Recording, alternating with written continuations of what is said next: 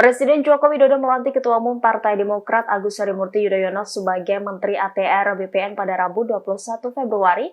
Setelah hampir 10 tahun menjadi oposisi, kini Demokrat gabung pemerintahan Jokowi Ma'ruf Amin. Dengan dilantiknya AHY menjadi Menteri ATR BPN, Ketua Umum Demokrat itu akan bareng dengan Kepala Staf Kepresidenan Muldoko di jajaran Kabinet Jokowi. Meski demikian, KSP Muldoko tidak menghadiri pelantikan AHY hari ini.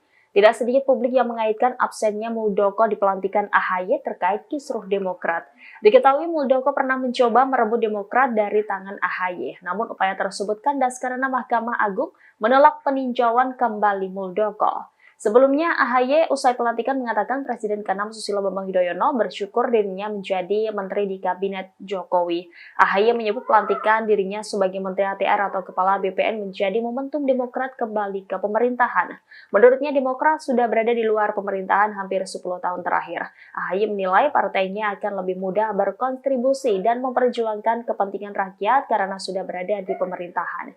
Dia mengaku bakal bertanggung jawab menyelesaikan program-program di Kementerian ATR BPN dalam 8 bulan terakhir ini.